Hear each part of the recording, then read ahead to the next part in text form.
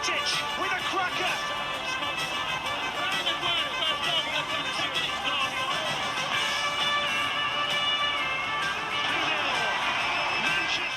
Hello everyone and welcome back to the United Star. Today is time for another FPL videos. The fixtures are out, we know that, but this video is just about how to structure your team, what price points to hit, which players to bring in, what kind of players to bring in, and what is the best formation to go forward. It's a very exciting season and the midfield is packed with options.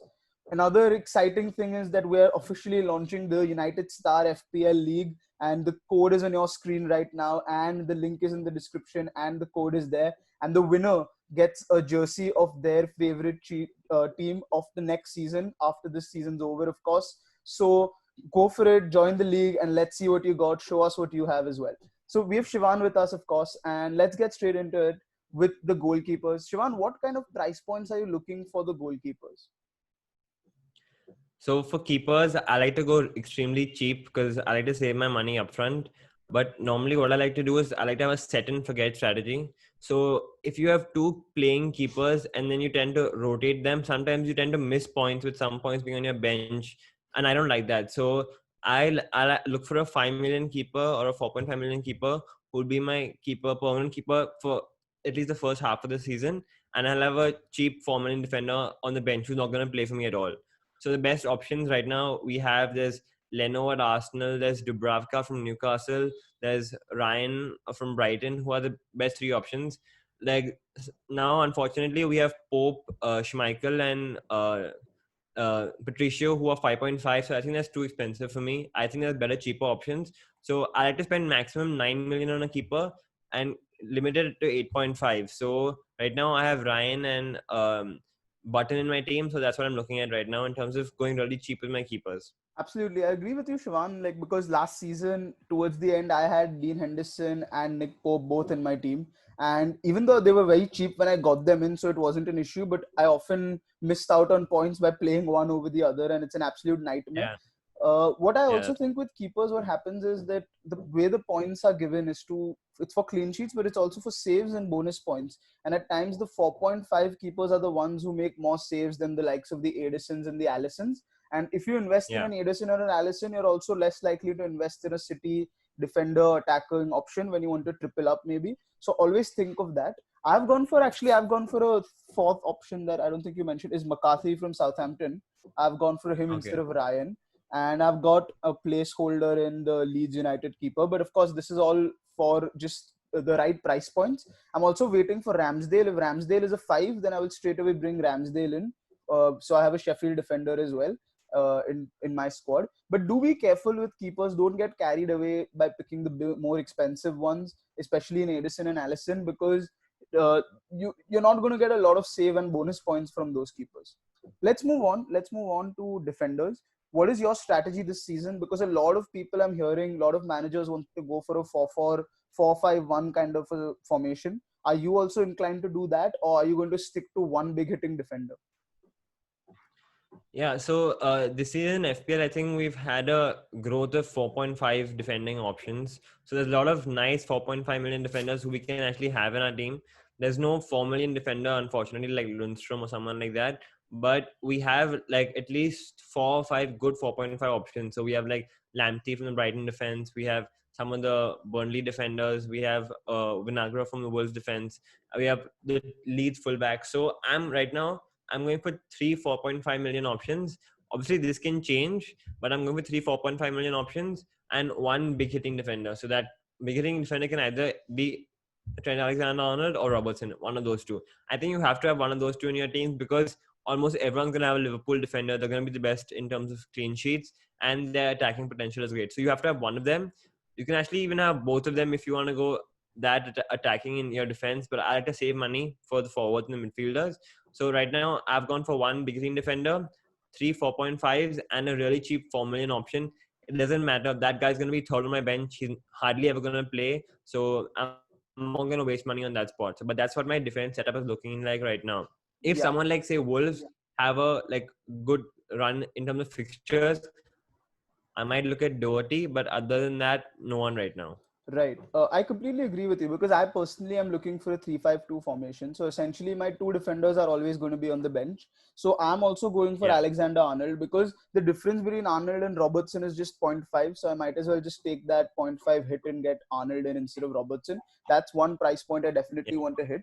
The other thing is that Dorothy is an option. So I have 1.5 in my bank according to my team right now. So if Wolves do have an easy run of fixtures, I might take one of my 4.5 defenders out and get Dorothy in for 6. But Vinagre becomes a very good option since Jolly is of course injured and he's not going to be playing. And Yeah. that will allow Vinagre to play most of the games unless Wolves sign someone else. I've gone for a Burnley defender because I think they are quite consistent with clean sheets. So between the Burnley defender in Bardsley and Lamptey, as you already mentioned, I intend to play one of them alternatively, and Ferguson is looking like someone who's going to start. So if he does well, I can always bring him in later. He's my fourth defender. So I've got like about 8.5 on the bench basically with my defense, which is something I'm comfortable with. I don't want to spend more than that on a bench.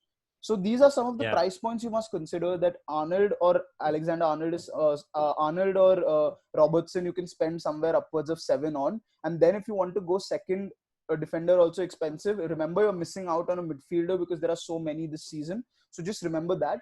I'm not saying by no means that Vinagre will get more points than Dorothy. That might not happen, but you're also saving 1.5, which you can invest in your midfield later on. So that's the sort of remember those price points. What about your midfield, Shivan? What about it? How many key marquee players are you looking to get in? Is it like a strategy of 3 very expensive players and 2 very cheap players, or a balance? No, it has to be a balance. So now this depends if you either play 3-5-2 or 3-4-3. Right now, I'm liking in terms of midfield. I don't think between 5 to 7 million there are that many good midfield options. I think there are better forward options at that price point. So I'm playing a 3-4-3. So that way, I've got one like 4.5 million midfielder like Romeo right now. He's just a price point who not going to play, so going to be on my bench. But otherwise, I'm having two like 12 or 11.5 million options who are my main captaincy options. So right now I have Salah and Sterling. That can easily be Mane and De Bruyne before the season starts because they're the same price. And the other one I'm considering is Aubameyang, who's also at Arsenal and he might play striker, but he's really consistent in terms of his goal scoring. So I've got two big hitting defenders, midfielders, and then my wildcard option. So I've gotten someone like Pereira right now, but he's really just a placeholder for any of the good midfielders between that 5.5 to 6.5 option. So that could be Foden, that could be Trossard, that could be Pereira, that could be someone else also for team sign someone. So right now that's just a placeholder option. And then my fourth midfielder, I'm gonna look for someone in that 8 million to 8.5 million bracket. So Pulisic is someone I'm considering, but he's injured right now. There's ZH as well. There's Pepe. So that's the kind of midfield setup I'm going for. There's two really captaincy options, one mid price and one low price midfielder who's gonna start. Right. I think I think I have a similar thought process as you, but I'm going for a 3-5-2 formation. And the five I've picked in midfield, I've picked I'd say 2.5 safe options and 2.5 differential options. Why I say 2.5 is because unlike you, I have gone with Aubameyang instead of Salah or Mane. I think he was the second highest point scoring player if he would have been a midfielder last season. And I think Yeah. he's going to be one of Arsenal's most important players in terms of bonus points as well. And De Bruyne, I really don't need to explain. Kevin De Bruyne is the most consistent player in the league. And he's one player in Pep's Russian roulette of who will start. You can be confident that is going to start most games. So these are the two I've Yeah. gone for as my main players. Now, why I say 2.5 is because I've gone for Phil Foden. So now Phil Foden at 6.5, I think is heavily underpriced. If you look at all the City players, their price points are either 8.5, 11.5, those kind of price points. Now Foden, Pep Guardiola has been saying that he's going to be there for the David Silva role. So if he does take that David Silva role for 6.5, Phil Foden can be an incredible buy in the first week itself because he will provide those double-digit figures that we've seen post lockdown. He's done that on FPL, and even if you saw him Yeah. play in the Champions League against Madrid, he was probably their best player. So that is why if Guardiola does play Foden week in week out, he becomes an incredible player for 6.5. The other players I've gone for is Diego Jota from Wolves. I think his contribution to goals per minute last season was incredible. And if you convert that to him starting more often this season, I think he will also be a great asset. And to be honest, I know Adama Traore has been a favorite for Wolves, for FPL managers in terms of Wolves, but I think Jota has a lot more to offer because he's way more consistent. And finally, I've gone for Mason Greenwood. So again, I think Mason Greenwood is underpriced. I will tell you why. Because Bruno Fernandes is 10.5, Marcus Rashford is 9.5, and Anthony Martial is 9. Now Mason plays on the right hand side, the same wing that Rashford occupies on the left. So in terms of that, he's 2 points lower. He might give you less return in terms of points than Rashford a little bit, but then you're saving £2 million that you can invest somewhere else. Also, like I said, I have 1.5 million in my bank right now. So if Manchester United do sign a Jadon Sancho, I can easily upgrade Greenwood to a Rashford or a Pulisic or a Pepe, depending on what I want and where I want to go. So I think right now I'm hitting these price points with Aubameyang and De Bruyne, and depending on what I want, I will upgrade either I will upgrade a defender, midfielder, and attacker, all three, or I will spend all that money and upgrade just one player who I think is going to do really well. So, Shivan, Yeah. let's move to the strikers, and here is where it gets interesting. A lot of people this season are going for very cheap strikers, or often go for cheap strikers. Now, one word of caution here: what happens is when you go for such a cheap striker, when a Jamie Vardy or when an Aguero or when a Martial or when a Werner clicks, you'll have to make 2 or 3 transfers to bring them in. So I think it's the Yeah. best option is to have one premium striker that you can move around, and then have two decent strikers at a price point of 6 or 5.5 that you can then upgrade to maybe a striker who's then 7 or 7.5 or 8. What do you think, Shivan? Yeah, I absolutely agree. Because at the start, it's all about flexibility. Because right now, we all are shooting in the dark, really. We don't know who's going to play well. We don't know who's going to perform. Like, Jesus could be injured in the first game week, and Aguero could start, and then we all might need Aguero in our teams. So you have to be extremely flexible at the start. So also, I think upfront there's a lot of value upfront, because the most expensive forward right now is only 10.5 million. And if you look at the 8 to 9 million mark, you've got Martial, Jimenez, Danny Ings, and Werner in that mark, who are Jamie extremely Vardy. cheap compared to, and Vardy's more expensive at 10. But these four, at least, they're really cheap for their value. Like they all almost got 200 points last season. Werner didn't play, obviously, but we know how good Werner was in the Bundesliga. It's a question whether he'll convert that, but I think he will. And I see him as my third captaincy option right now after Sterling and Salah. At home games when Chelsea are playing like a weakened team, I think you can trust Werner to get like a brace and get you those 13-point hauls. So that's why I have him in my team.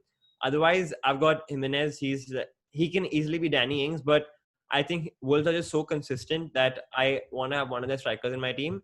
And lastly, in terms of the budget options, I've gone for Mitrovic. Now, I was talking about that 6 million striker option. So you have actually like a lot of options. You have Austin, like who's there in your team. You have got Che Adams from Southampton. You also have Mitrovic. So there's a lot of options in terms of your budget forwards. And I feel like for these promoted teams, they always have one talisman who does well. So we saw last season it was Timo Pukki who performed really well at the start of the season. Before that, it was Mitrovic who did well. Austin has done well a couple of seasons ago. I think Andre Gray performed well for Burnley. So you have like these promoted team strikers who tend to do really well. So I like to get on that bandwagon at the start before they probably tail off. So that's why I'm looking at in terms of my forward options, because there's a lot of value, and most people I think will go heavy in midfield this season, with Aubameyang being a midfielder, with Rashford being a midfielder, with Fernandes being a midfielder. So I think there's a lot of untapped potential in the forward line. So I'm looking to look at that this season. Absolutely. I think I completely agree with you. So if you look at my forward line right now, I've got Werner, Mitrovic, and Austin. I feel I'm a little light Yeah. there with both Mitrovic and Austin because both are promoted players, but also both are proven Premier League players. For that price, I'm comfortable having them. Again, like I said, I have that 1.5 in the bank, and if it is so that both of them have very hard fixtures in the beginning, I can easily swap them out for maybe a Chris Wood or someone like or Mikhail Antonio or some player in that price bracket. And again, like Yeah. you said, I think Guerrero and Harry Kane are massively underpriced. If they can give you a full season, they can easily outscore the likes of Aubameyang, Salah, Mane, De Bruyne, of course, and Bruno Fernandes. 25 goals for sure. Yeah, they can easily do that. So I think it might not be the worst option to bet on one of these guys, because I see a lot of managers going like away from these premium strikers. But these premium strikers are actually underpriced if you think about what they can do or what they've done, not last season, but the seasons before that. I don't remember the last Yeah. time Aguero was under 11 in FPL. I think it's been almost 3 years. So, uh, Never. so this is the option really to load up on these strikers, see the fixtures, load up on them, and then see what happens. We've been hearing every Yeah. season that Aguero is not going to play and Jesus is going to play, but it never really happens, does it? So Yeah. It doesn't. so really do think about your striking options. Do have that one sort of premium striker, because that will give you that flexibility to bring in when Jamie Vardy goes on his party, because he inevitably will at some point in the season. Uh, Yeah. so that is the kind of thing you should be looking at. Another couple of sort of cheap strikers you could look at is Che Adams, maybe. Only problem with him is that he might not play that often. Yeah. But yeah, Mikhail Antonio, of course, is an option. So do look at your strikers. And the formation, Shivan is saying 3-4-3, I'm saying 3-5-2, but don't get sort of suckered into playing Don't just be one fixed. striker. Don't be fixed on it. Yeah. Yeah, don't be suckered into play just one striker. So don't pick just one striker and two absolutely useless strikers and then go in, because that is two substitutes that you can never use. The only Yeah. substitute that you cannot ever use should either be your goalkeeper or your fifth defender. Everyone else should be able to come on at some point and do a job for you. So that's about it, I think, from us guys. This is Yeah, just just one thing I want to say that you should look to maybe have zero point 0.5 million or 1 million in the bank before at the start of the season, because say I have a player like Timo Werner in my team, and now I don't want to make another transfer, but I want to get Jamie Vardy in. Now, otherwise, normally I'd have to, and say Werner doesn't play well and Vardy plays well, I'd have to make two transfers to get Vardy in because he's 0.5 million more. But if I don't, if I have 0.5 million in the bank, I can do that transfer in the first game itself. If I realize that Vardy is the one I should actually get, because at the start, none of us really know who is going to perform. So if you can have that 0.5 or even 1 million in your bank as like as an option, it gives you great flexibility as opening game weeks. So you don't have to take 4 point hits to maybe get some players in. So maybe look at that just to make sure your teams are better suited and more flexible in opening weeks. Absolutely. Absolutely. I completely agree with you, Shivan. I think flexibility is the key word. And Yeah. try to keep, don't double up, triple up on many teams in the beginning. Sort of vary yourself out. So that's it from us, guys. Like I said at the start, we have launched the United Star FPL League. Do check it out. The code is again on your screen. It's in the description. The link is there as well. The winner gets a jersey of their choice at the end of the season. The winner, of course, for next season, of course. And we hope to see you there. Let all the best if you do join it. Thank you, Shaman, for coming along. See you guys.